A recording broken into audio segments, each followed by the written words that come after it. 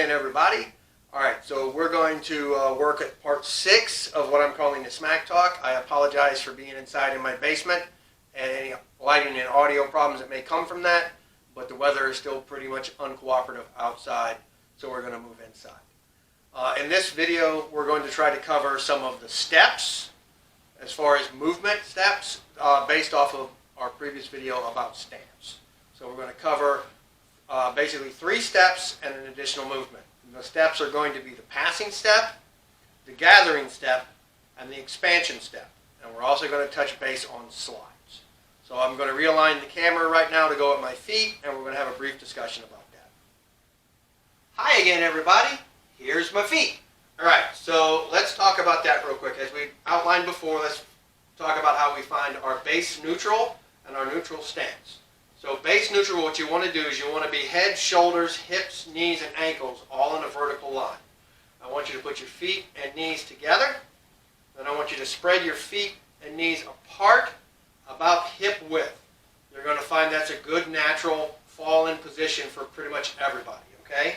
So we're in that position, and now we want to take about that width between our feet, which is about our hip, inside hip width, and we want to make that our depth. So one foot is going to go back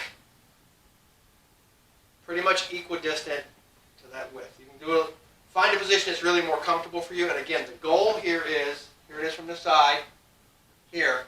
The goal is we want to have our trail foot arranged so that our knee is right over the point of our toe, and our lead foot knee is basically right over our ankle.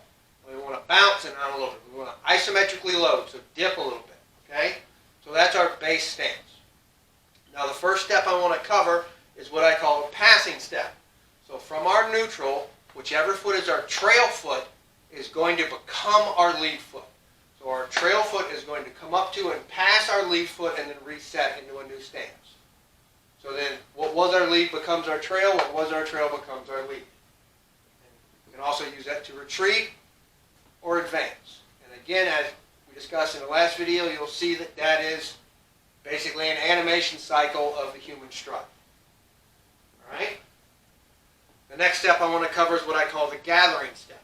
So again, find your base, find your neutral, and where the gathering step differs is that whatever foot is your trail foot is going to come up to your lead foot but not pass it, and then your lead foot is going to progress forward.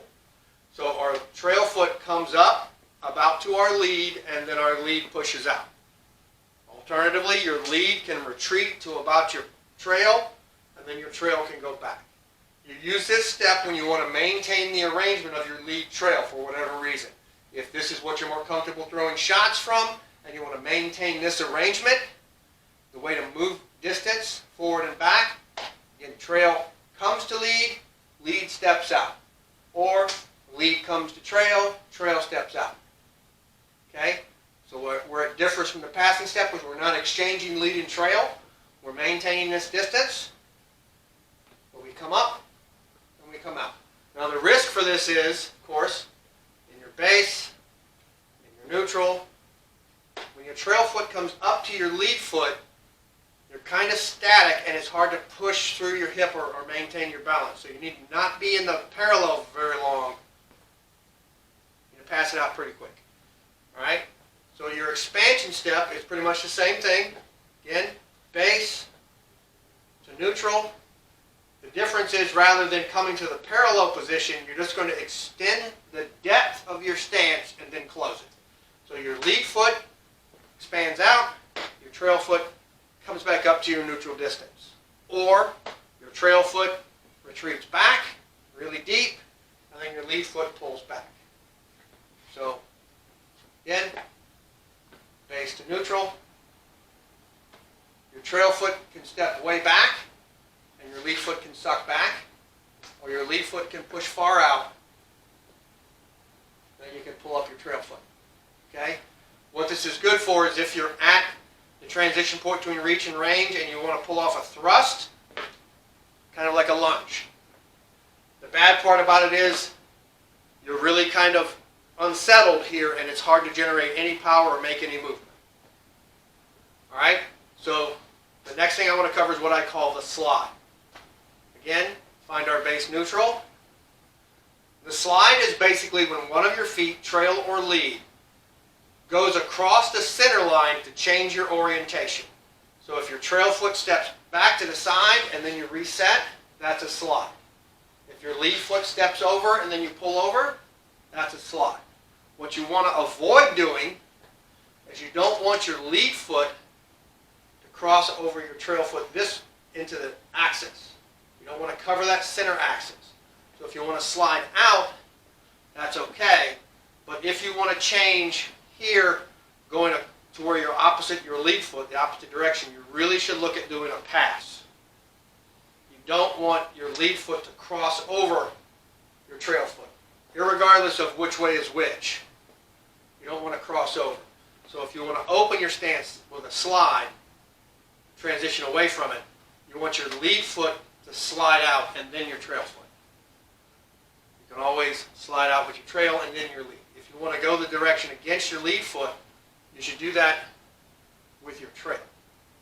Again, I don't know if that makes any sense. It looks a lot different when you're fighting, but not having a partner right now, this is what I can do. So that pretty much is what I can cover right now as far as steps and movement. I'm hoping soon to get the ability to have a few other people as fellow demonstrators so we can show you how some of this relates to position of your opponent. I appreciate everybody's patience. I know this is kind of difficult to talk about solo in a video, but I'm hoping that I can give you some things to think about. Please give feedback. Please make comments. Please push back if there's something that you feel uncomfortable or unclear about, or if you have a suggestion about a different way to approach it. I'm open to anything, any interpretations. I am not going to sit here and tell you I'm the smartest person you've ever met. I'm just going to say that I've spent a lot of time worried about this. So that'll be it for part 6. Our next video is going to cover some upper body mechanics and shots and stuff, as I hope is evident by the fact that there's a cut board up. So we're going to talk about some of the different cuts as well as some of the different blocks. Please, give me comments, give me feedback. I'm going to keep doing it until you people tell me to stop. All right.